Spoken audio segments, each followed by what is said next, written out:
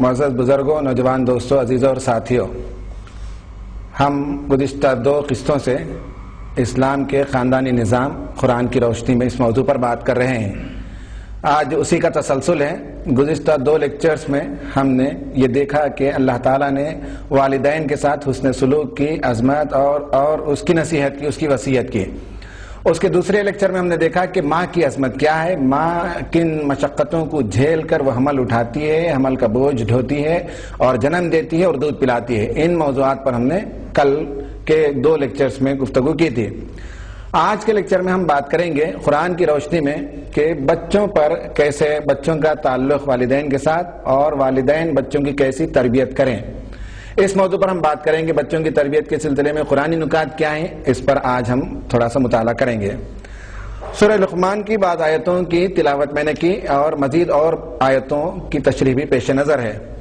پہلی بات تو ہم کو یہ سمجھ لینی چاہیے کہ قرآن کی روشنی سے بھی بات سمجھ میں آتی ہے، اور انسان اگر عقل سلیم سے بھی سوچے تو اسے معلوم ہوتا ہے کہ اللہ تعالیٰ نے دنیا میں جتنی زینت کی چیزیں عطا کی ہیں، جتنے حسن کی چیزیں عطا کی ہیں، کسی کو گاڑی دی ہے، کسی کو کار، کسی کو بنگلہ، کسی کو مال تجارت اللہ تعالیٰ نے دیا ہے، ان میں سے ایک زینت، ایک سرمایہ، ایک حسن کی شے بچے بھی ہیں۔ قرآن نے کہا المال والبنون زینت الحیات الدنیا، کہا کہ مال اور بیٹے، لڑکے اور بچے، یہ دونوں دنیا کی زینت ہیں۔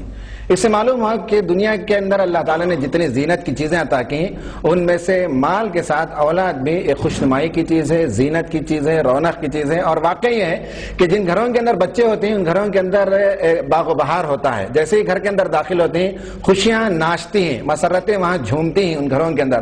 اور جن گھروں کے اندر اللہ تعالیٰ نے اپنی مصلحت کے تحت جن کو اولاد نہیں عطا کیا ہے، ان گھروں کے اندر ایک قسم کی ویرانی چھا جاتی ہے۔ یہ ہمارے ہاتھ میں نہیں ہے، یہ اللہ تعالیٰ کی دین ہے۔ جیسا کہ اللہ تعالیٰ نے سورہ شورى کے اندر کہا ہے کہ اللہ تعالیٰ جسے چاہتا ہے بیٹیاں ہی عطا کرتا ہے، جسے چاہتا ہے اللہ تعالیٰ بیٹے ہی عطا کرتا ہے، جسے چاہتا ہے بیٹیاں اور بیٹے ملا کر دیتا ہے، اور جسے چاہتا ہے اللہ تعالیٰ بانجھ بنا دیتا ہے۔ یہ اس کی مصلحت ہے، بیٹیاں دے، بیٹے دے، دونوں ملا کر دے یا کچھ نہ دے، یہ اس کی مصلحت ہوتی ہے۔ لیکن معلوم ہوتا ہے کہ بچے جن گھروں کے اندر ہوں وہ گھر جو ہے خوشنما گھر ہوتے ہیں، ان گھروں کے اندر رونق ہوتی ہے، ان گھروں کے اندر مسرت ہوتی ہے۔ اور جیسے ہی آدمی کام کاج سے تھکا تھکایا گھر کے اندر پہنچتا ہے تو اس کی تھکاوٹ دور ہو جاتی ہے، بچوں کو دیکھ کر، ان کی مسکراہٹوں کو دیکھ کر، ان کی پیاری پیاری معصوم معصوم باتوں کو دیکھ کر، ان کی حسین اداؤں کو دیکھ کر انسان خوش ہو جاتا ہے۔ تو یہ پہلی بات تو یہ سمجھ میں آئی کہ بچے گھر کی زینت اور انسانی زندگی کی زینت اور رونق ہوتے ہیں۔ دوسری بات یہ ہے کہ قرآن نے اس موضوع کو مختلف انداز سے کور کیا، مختلف انداز سے اس پہلو پر بات کی ہے۔ دوسرے پہلو سے اللہ تعالیٰ نے جو بات کی ہے وہ یہ کہ صالح بچوں کی تمنا بڑے بڑے لوگوں نے کی ہے۔ انبیاء اکرام علیہ السلام کی دعائیں منقول ہیں، اور اچھے نیک برگزیدہ لوگوں کی دعائیں منقول ہیں کہ اللہ تعالیٰ انہیں صالح اولاد دے۔ تو اس سے معلوم ہے قرآن کا ایک دوسرا پہلو یہ ہے کہ قرآن یہ بتاتا ہے کہ اچھے اولاد کی تمنا کرنا یہ انسان کی فطرت کا تقاضا ہے، یہ اس کی فطری تمنا ہوتی ہے کہ وہ اولاد کی تمنا کرے، اس کا تقاضا کرے۔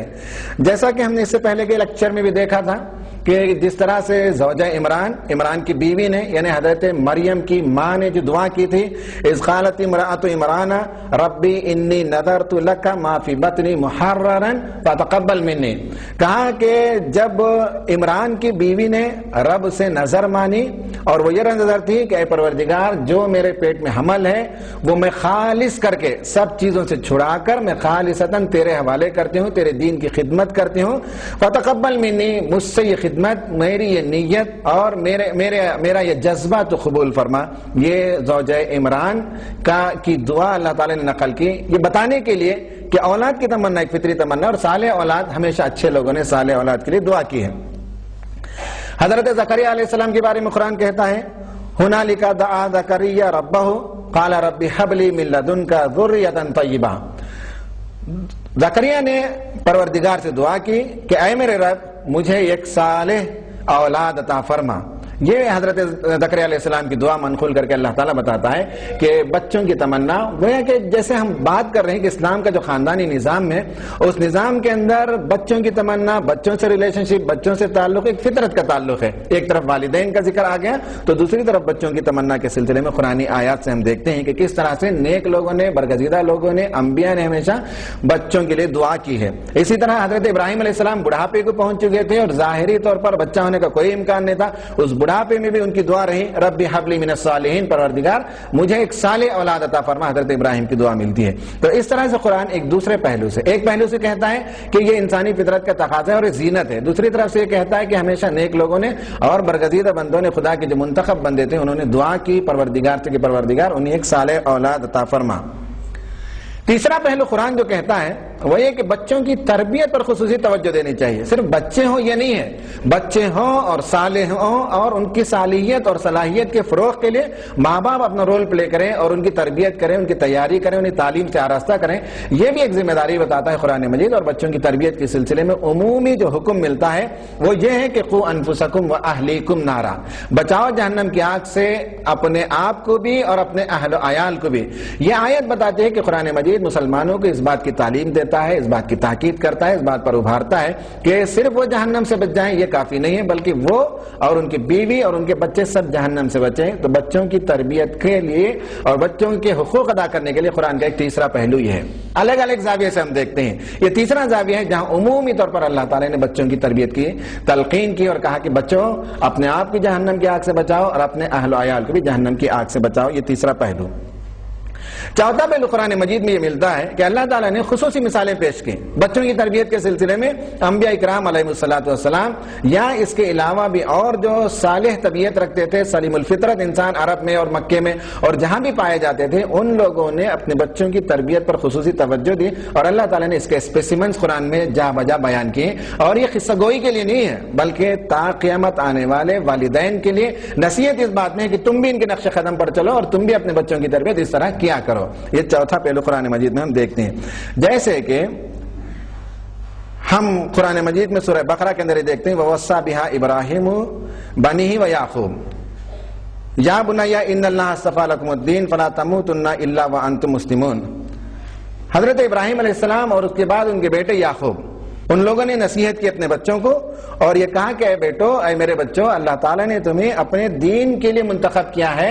تمہارا کوئی اگر مقام ہے دنیا میں تو اس پہلو سے نہیں ہے کہ تم بڑے خاندان میں پیدا ہوئے ہو، معزز خاندان کے اندر پیدا ہوئے ہو، بنی اسرائیل کے اندر پیدا ہوئے ہو، یہ ہو اور وہ ہو. تمہاری یہ پہچان نہیں ہے. تمہاری جو شناخت ہے وہ یہ ہے کہ تم دین کے علمبردار ہو اور فلا تموتن الا وانتم مسلمون. تم جیو تو دین پر جیو اور مرو تو دین پر مرو. تمہاری پہچان دین ہونی چاہیے. دینی تربیت والدین نے، حضرت یعقوب نے اپنے بچوں کی یہ قرآن مجید یہ پہلو ہمارے سامنے رکھتا ہے کہ بچوں کی تربیت پر توجہ دینے کی ضرورت ہے. اسی طرح حضرت نوح علیہ السلام اپنے بچے کو آخری وقت تک نصیحت کرتے ہیں. وہ باغی تھا، وہ طاغی تھا، والد کی بات نہیں مانتا تھا، نافرمان تھا اور حضرت نوح علیہ السلام کے پیغام کو وہ رد کرتا تھا. اور جب حضرت نوح علیہ السلام کی دعوت کا اختتام کا مرحلہ آتا ہے اور اللہ تعالیٰ جو ہے زبردست سیلاب بھیج دیتا ہے تو اس سیلاب کی موجیں امٹ امٹ کر جب آتی ہیں تو ان کا بیٹا پہاڑ پر چڑھ جاتا ہے اور کہتا ہے کہ مجھے یہ پہاڑ بچا لے گا. اس وقت بھی، آخری وقت بھی وہ تقاضا، بچے کی تربیت کا تقاضا پورا کرتے ہوئے اور اس نصیحت کو کرتے ہیں. قرآن اسے کوٹ کرتا ہے قال سآوی الی جبل یعصمنی من الماء، کہتا ہے کہ میں پہاڑ پر چڑھ جاؤں گا اور پانی سے مجھے پہاڑ یہ بچا لے گا. کہتے ہیں قال لا عاصم اليوم من امر اللہ الا من رحم وحال بینہم الموج فکان من المغرقین. کہتے ہیں کہ آج کوئی چیز تجھے بچا نہیں سکتی. تجھے یہ زعم ہے کہ پہاڑ کی بلندی پر چڑھ جائے گا اور پانی کی موجوں سے تو بچ جائے گا، لیکن حضرت نوح علیہ السلام کہتے ہیں کہ آج سوائے اللہ تعالیٰ کے رحم کے اور اس کے امر کے کوئی چیز تمہیں بچا نہیں سکتی. حضرت نوح علیہ السلام اپنے بچے کو تلقین کرتے ہیں آخری وقت میں بھی اور اس کے بعد دونوں کے بیچ میں ایک موج حائل ہو جاتی ہے اور بچہ غرق ہونے والوں میں ہو جاتا ہے. ایک پہلو یہ بھی ہے کہ ماں باپ کا کام یہ ہے کہ بعض بچے طاغی ہوتے ہیں، باغی ہوتے ہیں، نافرمان ہوتے ہیں، لیکن ان سے مایوس ہونے کی ضرورت نہیں ہے. آخری دم تک بچوں کی تربیت پر توجہ دینی چاہیے. قرآن سے یہ بھی معلوم ہوتا ہے.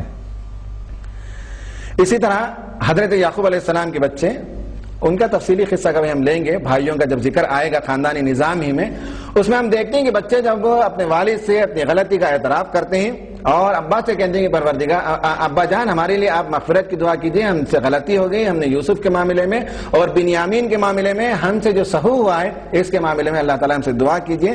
تو حضرت یعقوب کہتے ہیں قال سوف استغفر لکم ربی انہ هو الغفور الرحیم، کہتے ہیں کہ میں ان قریب تمہارے لیے دعا کروں گا۔ امام غزالی لکھتے ہیں کہ ان قریب سے مراد میں تہجد کی نماز میں تمہارے لیے دعا کروں گا۔